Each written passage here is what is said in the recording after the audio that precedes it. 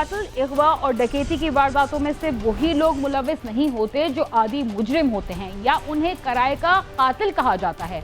बाज़ दफ़ा ऐसे हालात भी पेश आते हैं कि जिन अफराद को बज़ाहिर बहुत ही नर्म मिजाज और डरपोक समझा जाता है, वो भी मखसूस सूरत हाल के तहत ऐसी वारदातों में मुलविस हो जाते हैं जिनका कभी तसव्वुर भी नहीं किया जा सकता। शायद ऐसी वारदातों की वजह ये भी हो सकती है कि जब किसी की जान पर बनती है या वो किसी लालच का शिकार होता है तो अपने माली या जानी नुकसान से बचने के लिए अपने रिवायती मिजाज से हटकर ऐसे इक़दाम कर बैठता है जिनका आम हालात में तसव्वुर करना भी मुश्किल होता है। इन इक़दामात में ऐसे जराइम भी शामिल होते हैं जो हर किसी के बस का रोक नहीं होता, लेकिन मजबूरी, दबाव या खौफ की वजह से ऐसा हो ही जाता है। खाली प्लॉट में गड्ढा खोदकर किसी ने एक नौजवान की लाश दफना दी थी और ये वाकया पेश आया था कराची के इलाके मंगोपीर खैराबाद में। इस नौजवान को कत्ल करने से पहले घर में झगड़ा भी हुआ था। देखते हैं ये झगड़ा किस नौयत का था और कत्ल का मरकजी किरदार जब सामने आया तो किसी को यकीन क्यों नहीं हो रहा था कि बज़ाहिर मासूम नजर आने वाला शख्स इतना बड़ा कदम भी उठा सकता है। कत्ल में मुलविस मरकजी शख्स आखिर कौन था?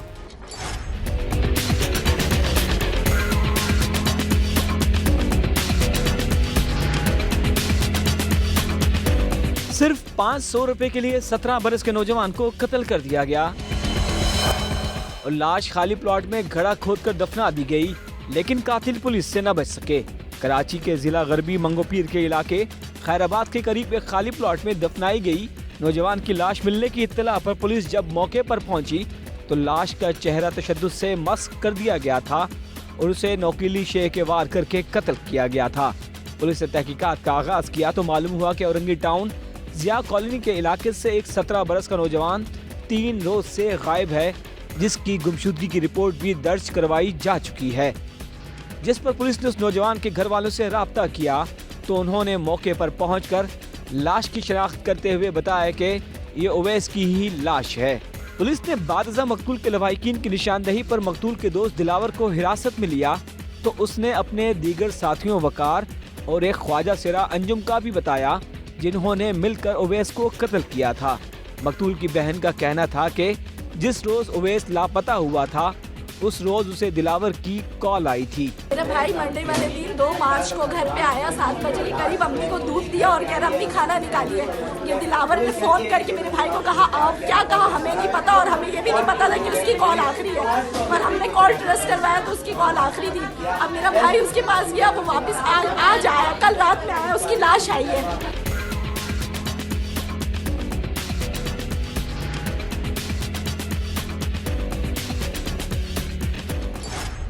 कातिल और मकतूल के एक दूसरे के साथ क्या इख्तिलाफात थे जो बढ़ते बढ़ते लड़ाई झगड़े तक पहुंच गए? क्या ये लेन देन का मसला था और ऐसा था तो वो कितनी रकम थी जिसकी वजह से एक शख्स को जान से जाना पड़ा? मुल्जिम दिलावर और मकतूल उवैस आपस में दोस्त थे। मुल्जिम के मुताबिक मकतूल उवैस ने ख्वाजा सिरा अंजुम को 500 रुपए दिए थे। उवैस एक लड़की को पसंद करता था और वो उससे पसंद की शादी करवाने के लिए 500 रुपए के एवज उसने ख्वाजा सिरा अंजुम से तावीज़ लिए थे। 15 रोज गुजरने के बाद काम न हुआ तो उवैस ने पैसों की वापसी का मुतालबा किया। पैसे न देने पर बात बढ़ते बढ़ते तल्ख कलामी और हाथापाई तक जा पहुंची, जिसके बाद ख्वाजा सिरा अंजुम ने उवैस के दोस्तों के साथ मिलकर उसे कत्ल करने की मंसूबा बंदी की और एक रोज उसने मकतूल के दोस्तों को शराब पिलाई और उवैस को बुलवाया और उसके बाद उवैस के दोस्तों ने ख्वाजा सिरा के साथ मिलकर उवैस को कत्ल किया। ख्वाजा सिरा है, हाँ, इससे थोड़ा 2 या 3 हफ्ता पहले उवैस ने इसको 500 रुपये दिया। बोला मैं एक बच्ची पसंद करता हूँ, इसका मेरा थोड़ा सेटिंग है, इसके बाद मेरे घर आ जाए, ठीक है, ख्वाजा ने उससे 500 रुपये देना, ठीक है, और इसने हम लोग बताया ये काम नहीं किया, सही है, ये काम नहीं किया, सही। फिर अवैस ने इसको फ़ोन किया, ये वीडियो किया हुआ था, इसको बहुत गंदी गंदी गाली दी कि अवैस ने भी इसको दी। तो इसने बोला कि अवैस ने बोला कि वकार भाई को इसको लड़वा दिया था, ठीक है।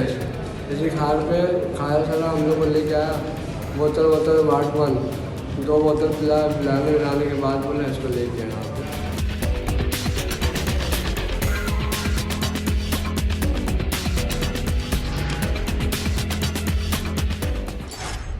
कत्ल होने वाला नौजवान कॉलेज का स्टूडेंट था और उसके घर वाले उसकी अचानक मौत की वजह से बहुत परेशान थे। इस सिलसिले में उनका क्या कहना था, आइए उनसे ही जानते हैं। मकतूल ओवैस के दोस्त मुल्जिम दिलावर का कहना है कि वकार ने उसके हाथ पांव बांधे थे और ख्वाजा सिरा ने उसे पेचकस मारने का कहा, तो उसने ओवैस की गर्दन पर पेचकस का वार किया और उसे कत्ल कर दिया। भाई के यहाँ पे पेचकस मारा, पेचकस मारने के बाद मेरे भाई के पेट में छुरी मारी। तो हम लोग आनंद में ले गया, बोला सोची जाए कि यहाँ से जाएगा तो हम लोग का लग गया। तो फिर वो दिया था वो पेचकस दिया वकार में नहीं मारा, वकार में उसका हाथ पाथ मारे थे, वो पट्टी मारे थे, तो पेचकस मेरे को दिया, मतलब तू मारे, तो हम उसे गर्दन पे मारे। मुल्जिम का कहना है कि अगले रोज उन्होंने ख्वाजा सिरा अंजुम के घर से लाश को खैराबाद के एक खाली प्लाट के घड़े में फेंक दिया था और वो घड़ा ख्वाजा सिरा अंजुम ने खुद ही खोदा था।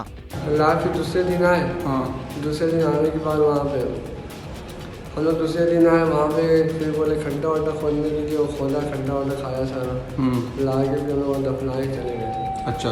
मकतूल ओवैस फर्स्ट ईयर का तालिब इल्म 7 बहन भाइयों में सबसे छोटा था। फर्स्ट ईयर में एडमिशन लिया था, अभी मैट्रिक किया था, 17 साल का था। ओवैस की बहन का कहना था कि उसके भाई को बेदर्दी से कत्ल किया गया है, उसके कातिलों को भी ऐसी ही सजा दी जाए। हाथ जोड़ के अपील करते वो कहीं छूटना चाहिए, हमारे भाई को उससे बहुत बुरा मारा है। अल्लाह रसूल का वास्ता, आपकी भी औलाद है ना, खुदा के वास्ते। मकतूल ओवैस के दोनों दोस्तों की सफाकियत का अंदाजा इस बात से भी लगाया जा सकता है कि वो अहले खाना के साथ मिलकर मकतूल ओवैस को तलाश करने का ड्रामा भी रचा रहे थे, लेकिन वो पुलिस की गिरफ्त से न बच सके। कैमरामैन मरगूब हुसैन के साथ सालिक शाह, समा, कराची।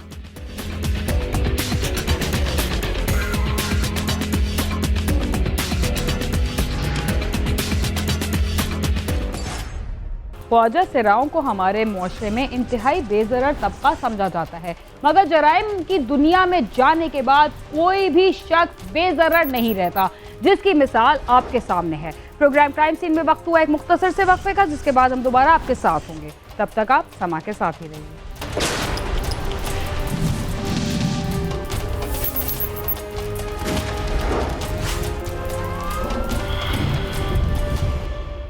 बैरून मुमालिक से पाकिस्तान आने वाले अफराद वहाँ के कानून और पुलिस की मिसालें देते नहीं थकते कि पुलिस कितनी कलील मुद्दत में मुल्जिमान को गिरफ्तार कर लेती है, लेकिन हमारी पुलिस ने भी कई वारदातों में मेहनत और होशियारी से काम लेते हुए कम से कम वक्त में कई मुल्जिमान को गिरफ्तार किया। थाना गुज्जर खान के इलाके में चंद रोज कबल इटली से वापस आने वाले नौजवान ने जब बैंक में डकैती की वारदात की तो पुलिस उस तक किस तरह पहुंची और कितने कम वक्त में उसे गिरफ्तार किया, आइए हम आपको बताते हैं।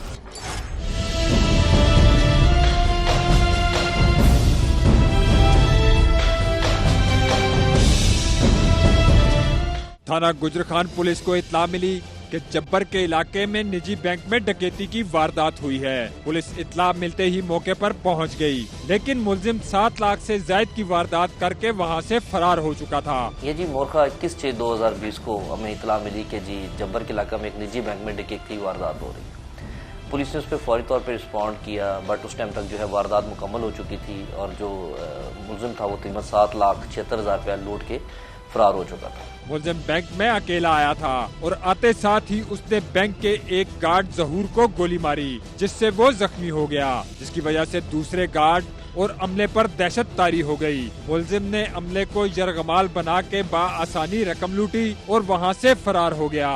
पुलिस ने वहाँ पे जाके क्राइम सीन को विजिट किया, बैंक था, बैंक के अंदर भी ये वारदात हुई थी। बेसिकली उसने किया ये है कि वो मुसल्ला आया है और उसने आते ही जो बाहर सिक्योरिटी गार्ड था उसको फायर करके जख्मी कर दिया। जहूर नाम का सिक्योरिटी गार्ड था, उसको जख्मी कर दिया। जो दूसरा गार्ड विंटेज पॉइंट में मौजूद था वो इतना प्रेशराइज हो गया कि उसको फायर ही नहीं कर सका, वो छुप के बैठ गया और उसने बड़ी आसानी से बैंक का जो है मैनेजर थे शेरबाज और बाकी असीम नाम का एक लड़का वहाँ पे था कैशियर, उनको हॉस्टेज कर के वहाँ से 7,76,000 रुपये लूटे और वहाँ से वो फरार हो गया।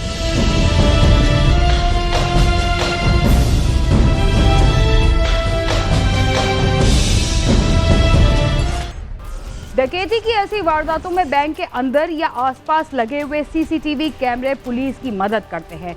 ज्यादातर मुल्जिमान वारदात करते वक्त अपना मुंह छुपा लेते हैं, लेकिन मुल्जिम की बदकिस्मती कि उसका चेहरा चंद सेकंड्स के लिए सीसीटीवी कैमरे में आ गया, जिससे पुलिस को अच्छी खासी मदद मिल गई। ऐसी वारदातों में ज्यादातर डकैत बैंक का सिक्योरिटी सिस्टम भी नाकारा बना देते हैं, लेकिन इस वारदात में बैंक का डीवीआर महफूज रहा।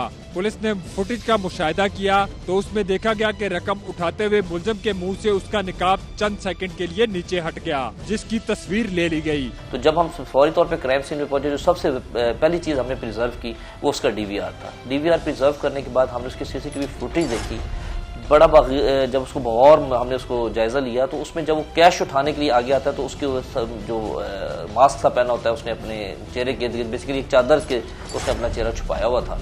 उसकी वो चादर चेहरे से हटती है, जिसकी वजह से उसका चेहरा थोड़ा सा विजिबल हो जाता है। मुल्जिम की उम्र 30 से 32 साल थी और चेहरे पर मूछें थी। पुलिस ने उसकी तस्वीर ले ली और इलाके में चीदा अफराद के जरिए मालूमात ली तो उसका नाम जब्बार मालूम हुआ, जो ढोक जंगी का रहने वाला था। पुलिस ने उसके घर पर छापा मारा मगर वो वहाँ ना मिला। तो उस चादर के हटने के बाद उसका जो हुलिया हमारे सामने आया, उसकी एज कोई 30-32 साल के करीब थी, दरमियानी जिसामत थी, मूछें रखी हुई थी। तो हमने उसका एक स्केच तैयार किया और फिर हमने अपनी ह्यूमन इंटेलिजेंस और सीसीटीवी फुटेज की मदद से एक नाम अपने सामने रख लिया कि ये बंदा इस वारदात में इन्वॉल्व है। उसका नाम जब्बार वल ज़ैलदार खान हमें पता चला। वो बैंक से तकरीबन कोई 4-5 किलोमीटर जो है ढोकजंगी एक जगह है, वहाँ का रहने वाला था। पुलिस ने इमीडिएटली वहाँ पे रेड कंडक्ट किया, बट अनफॉर्चुनेटली उस टाइम हमें वो नहीं मिल सका।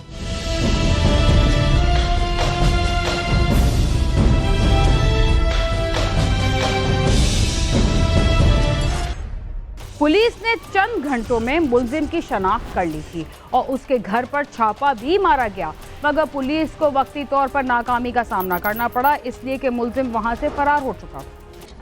जब्बार का घर बैंक से 4 किलोमीटर दूर था। वारदात के बाद मुल्जिम ने अपने घर से अपनी बीवी को लिया और अपने ससुराल खानपुर थाती चला गया। पुलिस उसके ससुराल तक भी उसी रोज पहुंच गई, लेकिन वो वहां भी ना मिला। उसकी बीवी पुलिस के हाथ लग गई, जिससे तफ्तीश की गई। इसका जो अपना घर है ढोकजंगी, वो तकरीबन 4 से 5 किलोमीटर के फासले पे है जब्बर से। जब्बर के जिस निजी बैंक में उसने वारदात की, ये वहाँ पे पहले 1-2 दिन आके उसकी रैकी करता रहा। इसने पूरी इन्फॉर्मेशन कलेक्ट की है और उसके बाद उसने वहाँ पे वारदात करने के फौरन बाद इसने अपनी बीवी को, इसकी शादी भी कुछ अर्सा पहले हुई थी, इसने अपनी बीवी को वहाँ से लिया और ये उसको लेके फौरी तौर पे अपना जो इसका ससुराल था, खानपुर गांव है, थाती के साथ वहाँ पे चला गया। जो हमें तकरीबन कोई 1.5 से 2 घंटे लगे इसको ट्रेस करने में। सेम डे में हमने इसको अल्हम्दुलिल्लाह ट्रेस कर लिया। ट्रेस करने के बाद जो पुलिस ने वेरी फर्स्ट रेड कंडक्ट किया वो इसके घर पे था, ढोकजंगी पे। वहाँ से हमें इसके भाई मिले, उससे हमने इन्फॉर्मेशन ली। इन्फॉर्मेशन से हमें पता चला कि ये खानपुर की तरफ गया है। पुलिस ने इमीडिएटली सेकंड रेडिंग पार्टी तश्कील दी और उसने जाके फौरी तौर पे खानपुर पे भी रेड किया। बट चूंकि ये चौकन्ना था और इसने बड़ा क्राइम किया हुआ था, तो ये वहाँ पे खुद मौजूद नहीं था। बट वहाँ पे इसकी मिसेज मौजूद थी, जिससे हमने जब शामिल तफ्तीश किया तो हमें पता चला कि ये सुबह उसी टाइम पे निकला था और ये उस टाइम पे घर पे मौजूद नहीं था, जिससे हमारे शक को और तकवीयत पहुंची। खानपुर थाती में जहां उसका ससुराल था, वहां करीब ही एक घना जंगल भी है। पुलिस को इत्तला मिल चुकी थी कि वो इसी जंगल में रूपोश है। पुलिस ने उस इलाके में अपनी नफरी लगा दी और फिर ड्रोन कैमरों की मदद से उसको तलाश करना शुरू कर दिया। 72 घंटे में मुल्जिम को गिरफ्तार कर लिया गया और उससे तमाम रकम बरामद कर ली। जब हमने उस जगह का जायजा लिया तो उसके घर की बैक साइड पे एक बड़ा वसी और अरीज जंगल है। ये बेसिकली एक छोटी सी ढोक है जिसमें फासले पे घर बने हुए हैं और पीछे एक काफ़ी अच्छा बड़ा बेयाबान इलाका मौजूद है। तो हमारा जो अजम्पशन थी वो ये थी कि ये शायद इसी इलाके में कहीं छुपा हुआ है। और वहाँ पे हमने सफेद पारचाद में जब अपनी फोर्स तैनात की तो 72 आवर्स के अंदर हमने अल्हम्दुलिल्लाह इसको ना सिर्फ ट्रेस कर लिया बल्कि इसकी गिरफ्तारी को भी किया। मुल्जिम जब्बार 10 साल कबल गैर कानूनी तरीके से तुर्की यूनान से होता हुआ इटली गया था और 10 साल बाद वहाँ से डिपोर्ट कर दिया गया, जिसकी वजह से उसकी जमा पूंजी भी खत्म हो गई और उसके हालात खराब हो गए। और फिर मुल्जिम ने शॉर्टकट लगाकर ज्यादा रकम कमाने की ठानी, मगर गैर मुतवक्के तौर पर 72 घंटों में पुलिस के हाथ चढ़ गया। ये तकरीबन 10 से 12 साल इटली में छुपा रहा। वहाँ पे इलीगल इमिग्रेंट था, वहाँ पे मुख्तलिफ होटल्स में और ये पेट्रोल पंप्स वगैरह पे छुप के मुलाजमत करता रहा। फाइनली ये पकड़ा गया और वहाँ से फिर ये तकरीबन 10-12 साल के बाद डिपोर्ट हुआ और यहाँ पाकिस्तान में आए हुए इसको तकरीबन 5 से 6 माह का अरसा हो चुका था। और उसके बाद जब इसके पास अपनी सेविंग्स थी, जो भी इसने वहाँ से कुछ बचा के लाया था, वो जब खर्च हो गए तो ये बिल्कुल फाइनेंशियल जो है वो अपने आप को बिल्कुल वो फाइनेंशियल बिल्कुल कमज़ोर हो चुका था। तो इसने एक अनफेयर मीन इस्तेमाल किया कि मैं जो है अपने आप को एक बूस्ट दूँ, एक बैंक ऐसा काम करूँ जिससे मुझे फौरी तौर पे पैसा मिल जाए। और उसने फिर ये इसके ज़हन ने ये प्लान किया कि मैं एक बैंक लूटूँ ताकि मेरे पास जल्दी फौरी तौर पे पैसे आ जाएँ। उस बैंक को लूटने का जो इसका रीज़न थी वो भी यही थी कि ये बिल्कुल ही फाइनेंशियली डाउन था और इसको पैसों की सख्त जरूरत थी। जब्बार ने कम वक्त में ज्यादा रकम कमाने के लिए गलत रास्ता इख्तियार किया।